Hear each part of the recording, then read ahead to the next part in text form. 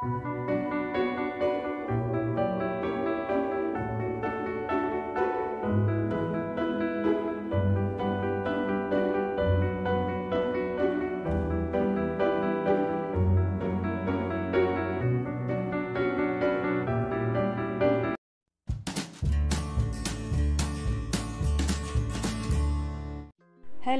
नमस्कार. कसे आहात सगळे? मस्त आहात ना? आशा करते तुम्ही सगळे आनंदात असाल. तुम्हा सर्वांचं अगदी मनापासून स्वागत आहे आपल्या चॅनलवरच्या आजच्या या व्हिडिओमध्ये. तर जशा प्रकारे प्रत्येक गृहिणीची सुरुवात किचनमधून होते, तर माझीसुद्धा सुरुवात अगदी तशीच होते. सकाळी सकाळी बघा सगळ्यांचे टिफिन वगैरे जे काही असते तर ते बनवून घेते. आणि घरी ना सध्या पेंटिंगचं काम चालू आहे. इलेक्ट्रिकचं जे काम होतं तर ते सगळं आटोपलं. आणि या 1-2 दिवसाच्या आधीच्या व्हिडिओमध्ये मी तुम्हाला सांगितलं होतं की जसं इलेक्ट्रिकचं काम आटोपलं की त्यानंतर लगेच मग पेंटिंगचं काम चालू होणार आहे. तर कालपासून बघा पेंटिंगचं काम चालू झालेलं. तर त्याचमुळे ना सगळ्या घरामध्ये ना असा रणभण पसारा पसरलेला. कारण बघा जे सीपेज होतं तर त्या ठिकाणी सगळं असं डॅम्पप्रूफ वगैरे टाकून थोडीशी पुट्टी वगैरे भरायची आहे. तर त्याच्याने बघा सगळं जे सामान आहे भिंतीला लागलेलं तर ते सगळं सामान असं इकडे तिकडे त्यांनी पसरवलं. आणि ते सामान सध्या तसंच ठेवलेलं आहे. समोर तुम्हाला व्हिडिओमध्ये दाखवणारच. तर म्हटलं बघा आता सध्या शाळेच्या मुलांची घाई असते सकाळी सकाळी आणि यांनासुद्धा त्यांच्या ऑफिसला जायचं असतं. तर त्यामुळे ना आधी मी स्वयंपाक आटोपून घेते. आणि रोजचं माझं जे रुटीन आहे तर ते असंच असतं की सकाळी सकाळी ना आधी स्वयंपाक आटोपून घेते. म्हणजे किमान डब्यासाठी तरी जो स्वयंपाक लागतो भाजी पोळी वगैरे तर ते सगळं आटोपून घेते. आणि मग वरण भाताचा कुकर वगैरे नंतर लावते. कारण मोस्टली डब्यावर बघा भाजी आणि पोळीच जाते. तर त्यामुळे आधी म्हटलं स्वयंपाक आटोपून घ्यायचा. आणि किचनमध्ये सुद्धा बघा सध्या ना इतका रणभण पसारा होतो आहे. कारण ना सगळं घर असं म्हणजे रणभण पसरलेलं असेल तर बघा त्याचा परिणाम ना कुठे आपल्या स्वयंपाकावर सुद्धा होतो. कारण सगळ्या घरामध्ये असा रणभण पसारा आणि त्यांचं ना दिवसभर काम चालू असतं. तर त्यामुळे मग आपलेसुद्धा कामांना कुठेतरी ब्रेक लागतात. कारण सगळ्या घरामध्ये त्यांचा वावर चालू असतो. मग तुमच्या किचनचे काम असतील किंवा बेडरूमचे काम असतील किंवा कुठलेही काम असतील, तुम्ही काही ते धड करू शकत नाही. तर त्यामुळे एकतर ना कामाचं सुद्धा संतुलन बिघडते. आणि दुसरी गोष्ट म्हणजे ना सगळ्या घरामध्ये असा रणभण पसारा असतो. तर त्याचाच परिणाम मग बघा किचनवर सुद्धा होतो. तर किचनमध्ये सुद्धा ना सकाळी सकाळी स्वयंपाक करता सध्याच्या दिवसांमध्ये तरी ना खूप असा रणभण पसारा होतो. म्हणजे सकाळचा जो स्वयंपाक आहे तो घाईमध्ये असतो. तर त्यामुळे ना थोडासा पसारा तर होतो. संध्याकाळी अजिबात माझ्या गॅसओट्यावर पसारा दिसणार नाही. पण सकाळच्या वेळेला ना थोडीशी घाई असते त्यामुळे थोडाफार पसारा असतोच. तर या दिवसांमध्ये ना सध्या थोडासा जास्तच होत आहे.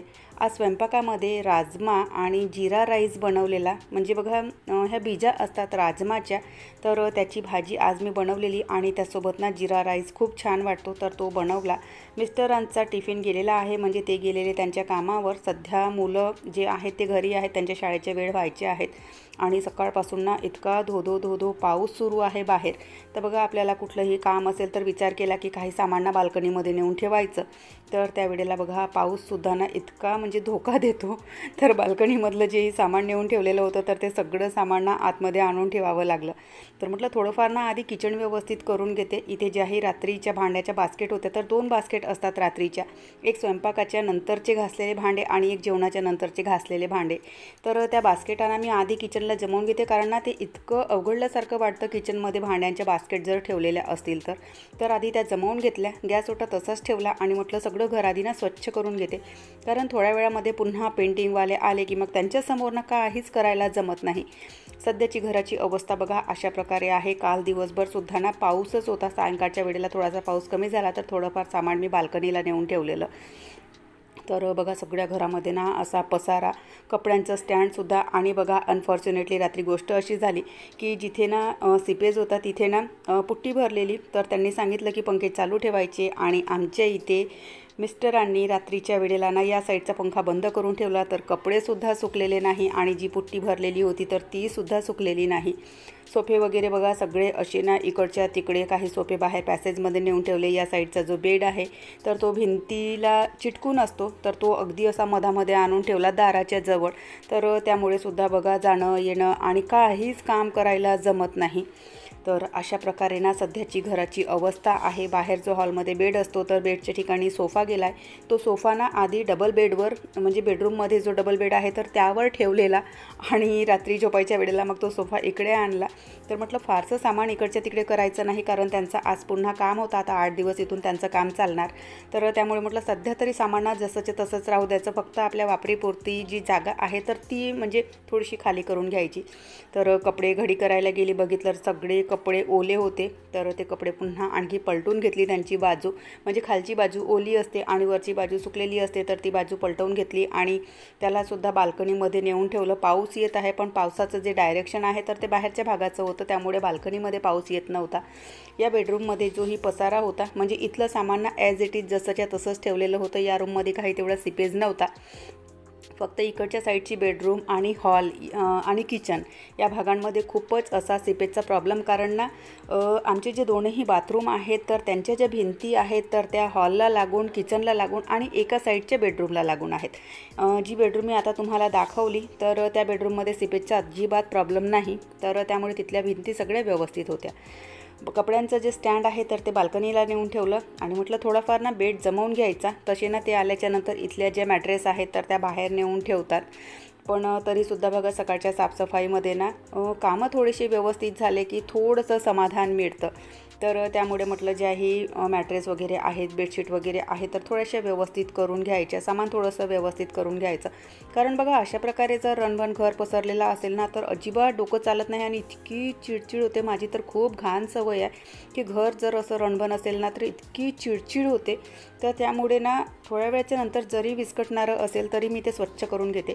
आणि मधातल्या पिरियडमध्ये बघा किट्टूसाठी ना हे मी एक पझल मागवलेलं, ऑनलाईन मागवलेलं होतं ॲमेझॉनवरून, आणि इतकं छान आहे ते, म्हणजे बघा ते जमवताना मुलांना म्हणजे आपल्या राज्याच्या आजूबाजूला काय राज्य आहे, त्यांची राजधानी काय आहे, म्हणजे इन्फॉर्मेशनल गेम आहे तो।